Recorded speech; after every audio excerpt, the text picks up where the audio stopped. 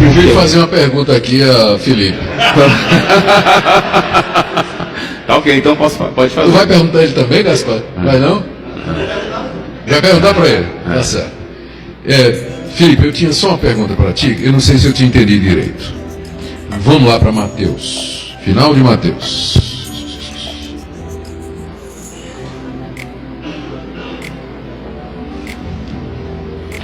Acho que Mateus, deixa eu botar os óculos, viu?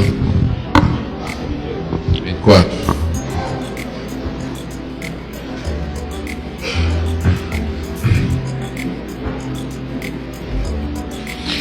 Mateus 24, de 29 a 31. Logo em seguida a tribulação daqueles dias, o sol escurecerá, a lua não dará sua claridade, as estrelas cairão do firmamento e os poderes do céu serão abalados. Então aparecerá no céu o sinal do Filho do Homem, todos os povos da terra se levantarão e verão o Filho do Homem vindo sobre as nuvens do céu com poder e muita glória. E ele enviará os seus anjos com grande clangor de trombeta, os quais reunirão os seus escolhidos dos quatro ventos de uma a outra extremidade do céu. Eu entendi direito, você disse que isso aqui se cumpriu. Eu queria saber se foi isso que você disse, se isso aqui se cumpriu já, e se for verdade, quando isso aqui se cumpriu. Existe uma diferença aqui, o ponto de divisão de Mateus 24 na visão preterista. Muitos dizem que no versículo 34, quando Jesus diz: em verdade vos digo que não passará essa geração sem que tudo isso aconteça, aqui é o ponto de divisão. Até aqui, tudo que aconteceu, tudo que Jesus disse até aqui, se refere a 70 depois de Cristo. Então tudo já cumpriu. Alguns, como eu, creem que o ponto de divisão é mais à frente, no capítulo 25. Por quê? Vejam em Mateus 24, no versículo 3, que os discípulos dizem-no quando sucederão essas coisas e que sinal haverá da tua vinda e da consumação do século. Ou seja, são duas perguntas. Quando acontecerá o quê? Que Jesus disse que o templo seria destruído e não ficaria pedra sobre pedra, versículo 2.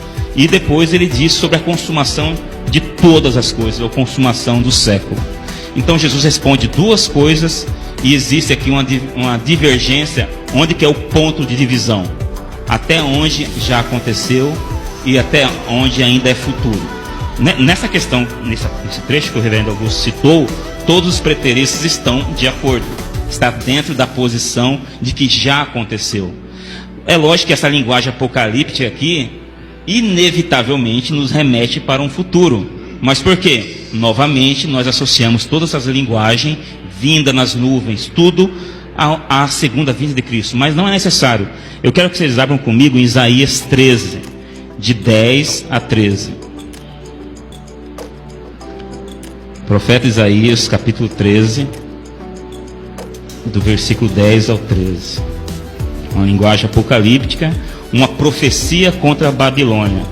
No versículo 1, o profeta nos diz: sentença que numa visão recebeu Isaías, filho de Amós, contra a Babilônia. No versículo 10 em diante ele diz: porque as estrelas e constelações dos céus não darão a sua luz. O sol logo ao nascer se escurecerá, e a lua não fará resplandecer a sua luz. Castigarei o mundo por causa da sua maldade e os perversos por causa da sua iniquidade. Farei cessar a arrogância dos atrevidos e abaterei a soberba dos violentos. Farei que os homens sejam mais escassos do que o ouro puro, mais raros que o ouro de Ofir.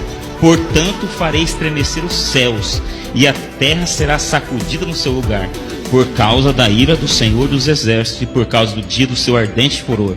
Essa profecia já aconteceu contra a Babilônia. Não aguarda um cumprimento futuro.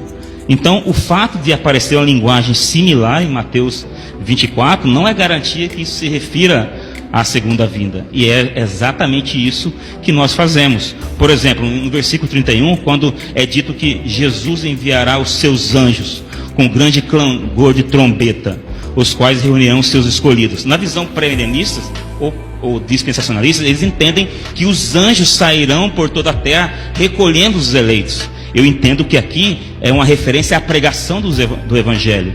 Os ministros do Evangelho são com frequência chamados de anjos, assim como acontece em Apocalipse 1.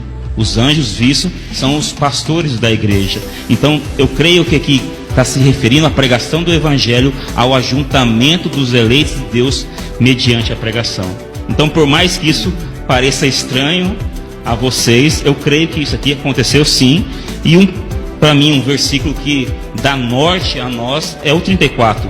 Em verdade vos digo que não passará esta geração. Não há como distorcer o sentido de essa geração. Jesus está falando a uma geração, e ele disse em outra passagem que alguns que estavam ali ouvindo não morreriam sem que todas essas coisas acontecessem. Então, Ok. é isso mesmo.